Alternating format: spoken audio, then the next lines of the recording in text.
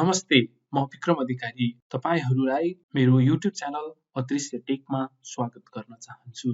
यो आर्ट प्रोग्रामसँग सम्बन्धित चौथो भिडियो ट्युटोरियल हो। यस भिडियो ट्युटोरियलमा म तपाईहरूलाई बेसिक डेटा टाइप्स र डेटा स्ट्रक्चरको बारेमा जानकारीहरू दिनेछु। आर्ट प्रोग्राममा प्रयोग हुने बेसिक डेटा टाइप्सहरूमा लजिकल, न्युमेरिक, इन्टिजर, कम्प्लेक्स र क्यारेक्टरहरू पर्दछन्। लजिकल डेटा टाइपलाई बुलियन डेटा टाइप पनि भनिन्छ। ट्रु अथवा फल्स भ्यालु लिने सबै भेरिएबल्सहरू लजिकल डेटा टाइप भित्र पर्दछन्।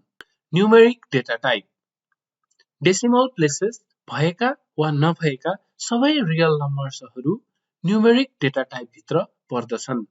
Integer data type decimal places नभएका सबै रियल नम्बर्सहरू इन्टिजर डेटा टाइप्स भित्र पर्दछन्। इन्टिजर डेटा टाइप भनेर स्पेसिफाई गर्नका लागि रियल नम्बर्सको पछाडि यल लेखिन्छ।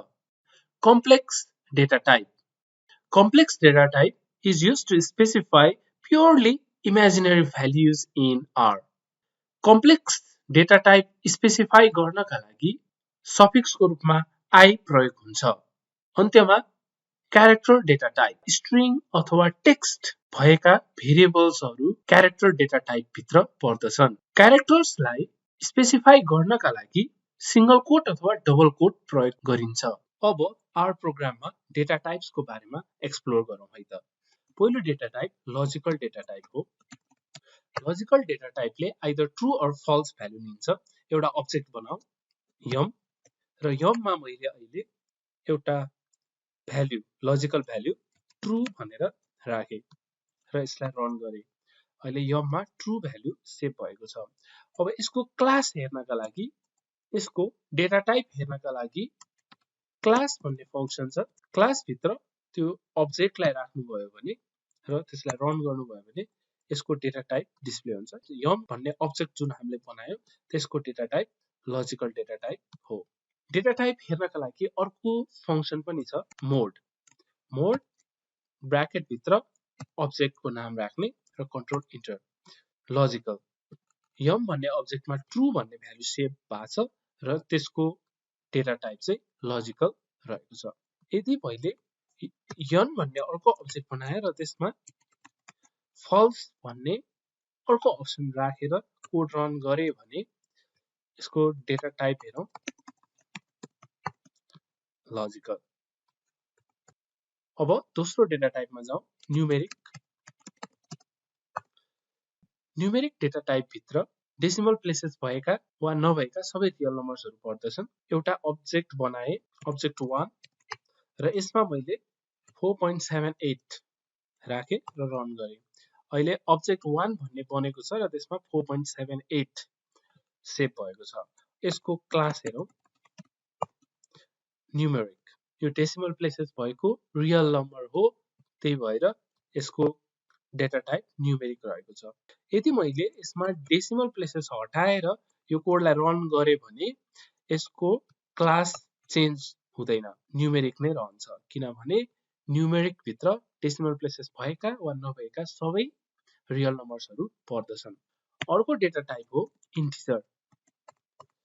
इन्टिजर डेटा टाइप स्पेसिफाई गर्नका लागि यल एज अ सफिक्स राख्नु पर्दछ। मैले अर्को एउटा अब्जेक्ट बनाए अब्जेक्ट 2 र यसमा एउटा इन्टिजर नम्बर राखे 56 यल इन्टर। यसको यो भ्यालु अब्जेक्ट 2 मा 56 यल सेभ भएको छ। यसको क्लास हेरौँ क्लास अब्जेक्ट 2 इन्टिजर भनेर डिस्प्ले भयो। अर्को डेटा टाइप हो कम्प्लेक्स।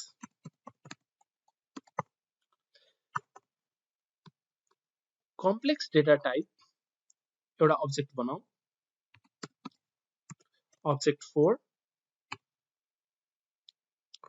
45 प्लस 6i इमेजिनरी सेक्सनको लागि i सफिक्स युज गर्नु पर्दछ।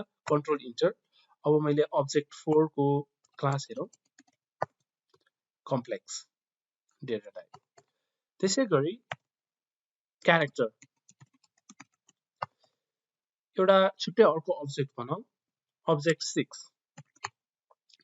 र यसमा कोट भित्र कुनै टेक्स्ट राखौं है त डबल कोट भित्र मैले मेरो नाम राखे र इन्टर गरे अहिले अब्जेक्ट 6 मा विक्रम अधिकारी भनेर सेभ भएको छ र अब यसको क्लास हेर्ने हो भने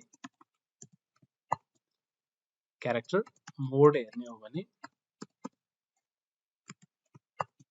क्यारेक्टर अब डेटा स्ट्रक्चरको बारेमा केही कुराहरू सिकौं है त डेटा कुन तरिकाले बसेको छ कुन तरिकाले संगठित भएको छ वा अर्गनाइज भएको छ हो त्यो कुराहरू सबै डेटा स्ट्रक्चर भित्र पर्दछन् डेटा स्ट्रक्चर राम्रोसँग बुझ्नु पर्दछ डेटा स्ट्रक्चर राम्रोसँग बुझेन भने कसरी क्लिनिङ गर्ने र कसरी एनालाइसिस गर्ने एकदमै रणभुल्लमा परिन्छ डेटा स्ट्रक्चर राम्रोसँग बुझ्नुभयो भने तपाईहरूले सहजै तरिकाले डेटालाई क्लिन गर्न सक्नुहुन्छ र एनालाइसिस पनि सहजै तरिकाले गर्न सक्नुहुन्छ विशेष गरी डेटा स्ट्रक्चरमा भेक्टर म्याट्रिक्स एरे डेटा फ्रेम र लिस्टहरू पर्दछन् भेक्टर भेक्टर भनेको वान डाइमेन्सनल डेटा स्ट्रक्चर हो भेक्टर भित्र रहेका सबै एलिमेन्ट्सहरू एउटै डेटा टाइप्सको हुन्छ यदि इन्टिजर हो भने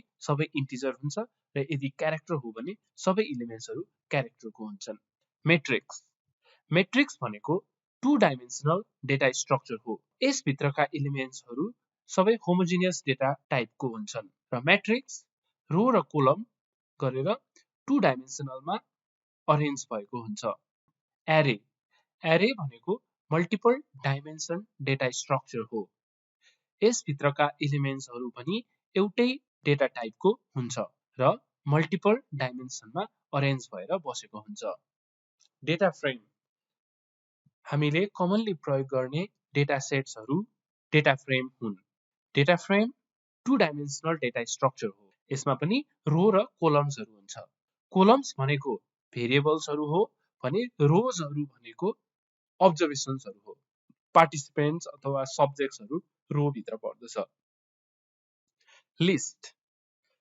लिस्ट भनेको it is a set of different data structure list भित्र भेक्टर भेक्टर भेक्टरहरू मात्र पनि हुन सक्छ अथवा डेटा फ्रेमहरू मात्र पनि हुन सक्छ अथवा भेक्टर डेटा फ्रेम मेट्रिक्स एरेहरू जुन कुनै पनि हुन सक्दछ अब आर प्रोग्राम भित्र डेटा स्ट्रक्चरको बारेमा एक्सप्लोर गरौँ है त पहिलो डेटा स्ट्रक्चर रहेको छ भेक्टर भेक्टर भनेको वान डाइमेन्सनल डेटा स्ट्रक्चर हो र भेक्टर भित्र हुने एलिमेन्ट्सहरू सबै एउटै डेटा टाइपको हुन्छ एउटा भेक्टर बनाऊ एज मैले यहाँ असाइनमेन्ट अपरेटर राखेँ र भेक्टर बनाउनका लागि हामीले एउटा सिम्पल फंक्सन प्रयोग गर्छौं त्यसको नाम हो सी र function is always followed by open close bracket र यो फंक्सनले लिने इनपुट्सहरू भनेको भेक्टरको एलिमेन्ट्सहरू हो र एज भन्ने भेक्टरको लागि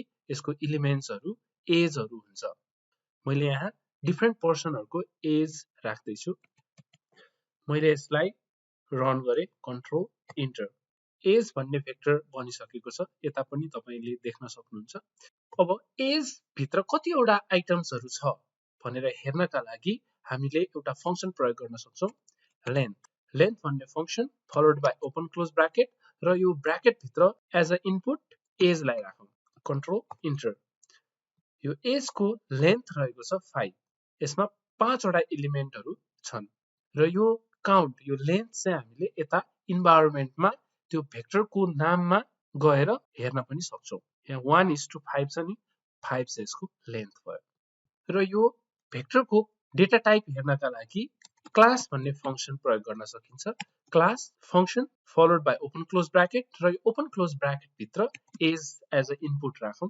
कन्ट्रोल इन्टर यसको क्लास रहेको छ numeric यदि यो भेक्टर भित्र कुनै पनि एउटा एलिमेन्ट क्यारेक्टरमा कन्भर्ट भयो भने यसको क्लास क्यारेक्टरमै कन्भर्ट हुन्छ जस्तो यो 45 चाहिँ एपोस्ट्रोफी भित्र राखौं र यसलाई क्यारेक्टर बनाइदिउँ एज भन्ने भेक्टर बनायो भने अब यसको क्लास हेर्नुभयो भने क्लास चाहिँ क्यारेक्टरमा कन्भर्ट हुन्छ अघि नै यतापट्टि नम्बर हुँदा एपोस्ट्रोफी भित्र थिएन न्यूमेरिक थियो अहिले एउटा एलिमेन्ट मात्र क्यारेक्टर हुँदा यो भेक्टरको डेटा टाइप नै क्यारेक्टरमा कन्भर्ट भयो। भेक्टरको स्ट्रक्चर भनेको भेक्टरको name followed by big bracket र त्यसभित्र इन्डेक्स। इन्डेक्स भनेको चाहिँ नम्बर हो। यदि मैले एज भनेर भेक्टरको नेम लिए फलोड बाई बिग ब्राकेट र मैले 1 भनेर इन्डेक्स दिएँ भने 1 नम्बर पोजिसनमा भएको भ्यालु डिस्प्ले गर्दछ 23। फर्स्ट नम्बर भ्यालु डिस्प्ले गर्दछ। यदि मैले यहाँ 2 राखेँ भने 2 नम्बरको भ्यालु यसले डिस्प्ले गर्दछ। यदि मैले यहाँ 2:4 राखेँ भने यसले सेकेन्ड पोजिसनदेखि फोर्थ पोजिसनसम्मको भ्यालु डिस्प्ले गर्दछ। त्यसैले यो भेक्टरको स्ट्रक्चर भनेको vector name followed by big bracket अनि बिग ब्राकेट भित्र हामीले इन्डेक्स राख्दछौँ। अब अर्को एउटा भेक्टर बनाऊ जेन्डर। भेक्टर बनिसकेको छ। यसको पनि डाइमेन्सन। अर्को पनि एउटा भेक्टर बनाऊ हाइट। अर्को भेक्टर हाइट भन्ने मैले बनाएँ। अब यो डिफ्रेन्ट भेक्टरहरूलाई कम्बाइन गरेर एउटा डेटा सेट बनाऊ है त। डेटा सेट बनाउनका लागि हामीले अर्को एउटा फंक्सन प्रयोग गर्नुपर्ने हुन्छ डेटा डट फ्रेम। र यो डेटा डट फ्रेम भन्ने फंक्सन भित्र हामीले बनाएको भेक्टर्सहरूलाई राख्यौं भने त्यो भेक्टर्सहरू कम्पाइल भएर डेटा फ्रेम बन्छ। हामीले बनाएको भेक्टर्सहरू एज, जेन्डर र हाइट मैले यसभित्र राखेँ र रन गरेँ कन्ट्रोल इन्टर। यसो गर्दा यो टेबल फर्मेटमा यहाँ डिस्प्ले भयो। तर यो डेटा फ्रेम यहाँ इन्भाइरोमेन्टमा कतै पनि आएन। किन आएन भने हामीले यो डेटा फ्रेम त बनायौं तर कुनै अब्जेक्टमा असाइन गरेर राखेका छैनौं। यसलाई एउटा अब्जेक्टमा असाइन गरौँ। अब्जेक्टको नेम चाहिँ मैले यहाँ डेटा सेट राखेँ र डेटा फ्रेमलाई चाहिँ असाइन गरिदिएँ युजिङ असाइनमेन्ट अपरेटर र यसलाई मैले रन गरेँ। रन गर्दा यहाँ एउटा डेटा सेट बन्यो जसमा 5 वटा अब्जर्भेसन छ र 3टा भेरिएबल्सहरू छ। यो डेटा सेटलाई हेर्नका लागि हामीले अर्को फंक्सन प्रयोग गर्न सक्छौं VIEW भ्यू र भ्यू भन्ने फंक्सन भित्र त्यो डेटा सेटको नाम राखिदिनु भयो भने त्यो डेटा सेट हामीले भिजुअलाइज गर्न सक्छौं। यसलाई मैले रन गरेँ। यो डेटा सेट भयो। यो चाहिँ एउटा डेटा सेटको सानो रूप भयो। हामीले डेटा एनालाइसिसमा प्रयोग गर्ने डेटा सेट यस्तै फर्मेटमा हुन्छ।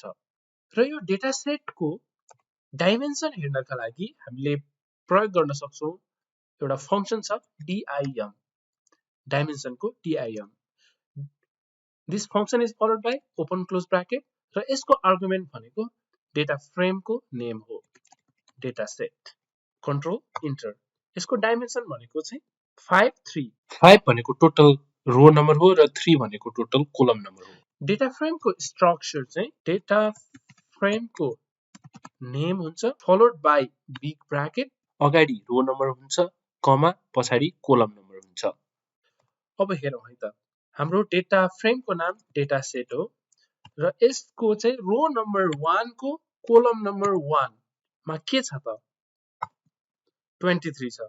Let's check that 23।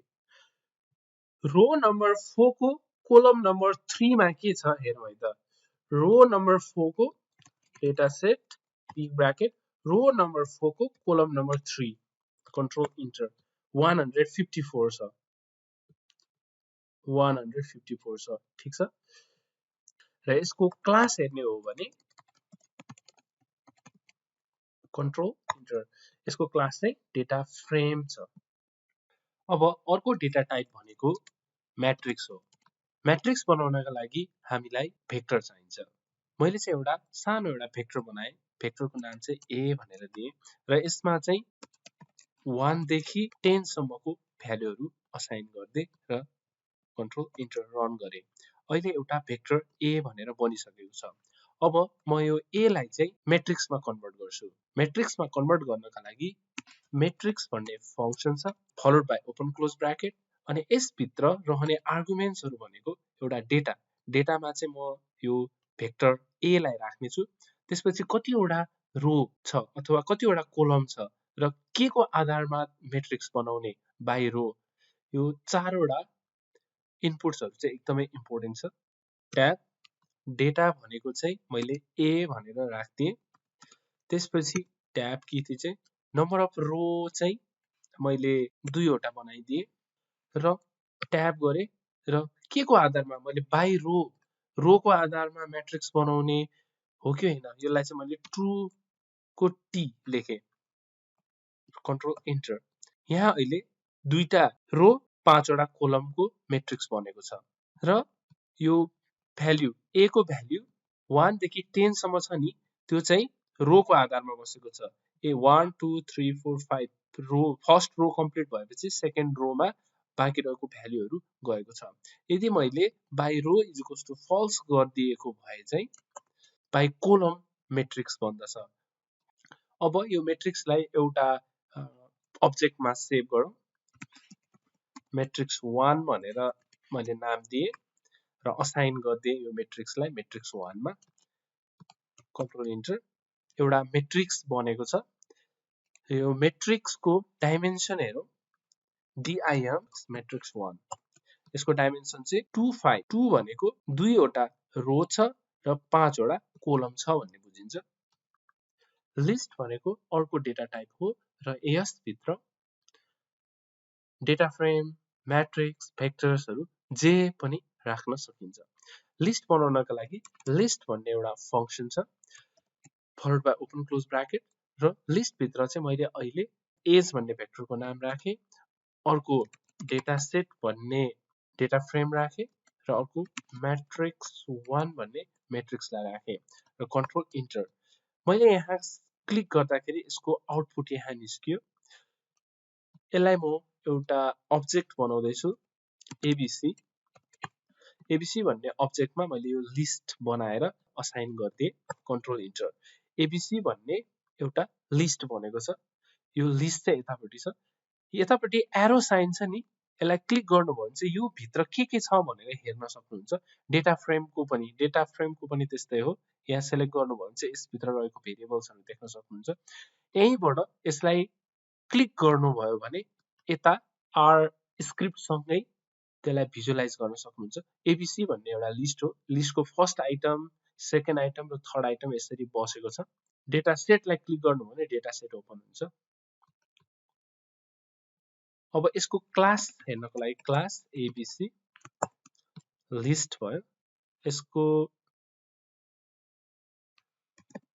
डाइमेन्सन हेर्ने हो भने चाहिँ नल देखाउँदो रहेछ। ओके, अहिले चाहिँ मैले लिस्टको बारेमा धेरै गइन, हामी फर्दर सेसनहरु अगाडि बढ्दै जाँदा लिस्ट मेट्रिक्सहरुमा पनि चर्चा गर्दै जानेछौँ। अब हाम्रो इन्भाइरोमेन्टमा भएको सबै आइटम्सको लिस्ट हेर्नका लागि चाहिँ एउटा एकदमै इम्पोर्टेन्ट फंक्सन छ, ls। लिस्टको ls followed by open close bracket. यसलाई आर्गुमेन्ट्सहरु केही चाहिदैन। यसलाई मैले सेलेक्ट गरेर कन्ट्रोल इन्टर रन गरे भने यो इन्भाइरोमेन्टमा भएका सबै अब्जेक्ट्सहरु यहाँ लिस्ट आउट हुन्छ र मलाई यो इन्भाइरोमेन्टमा भएको स्पेसिफिक आइटमहरु डिलिट गर्नु छ भने, लेट्स से यो एज भन्ने आइटमलाई मैले यहाँबाट डिलिट गर्नु पर्ने छ भने एउटा फंक्सन छ rm, रिमुभको rm followed by open close bracket र यसभित्र डिलिट गर्नुपर्ने आइटमको नाम राख्ने। मैले यहाँ एज राखे र कन्ट्रोल इन्टर। एज गर्दा यहाँ एज डिलिट भयो। यहाँ भएका सबै आइटम्सहरु रिमुभ गर्नका लागि rm भन्ने फंक्सन प्रयोग गरौँ।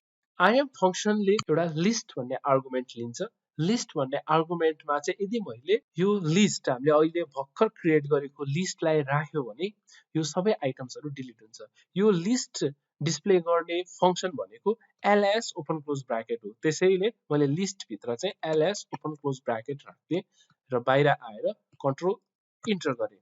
यहाँ भएका सबै एलिमेन्ट्सहरु रिमुभ भयो। यो कन्सोललाई क्लियर गर्नको लागि कन्ट्रोल यल, क्लियरको कन्ट्रोल यल, क्लियर भयो।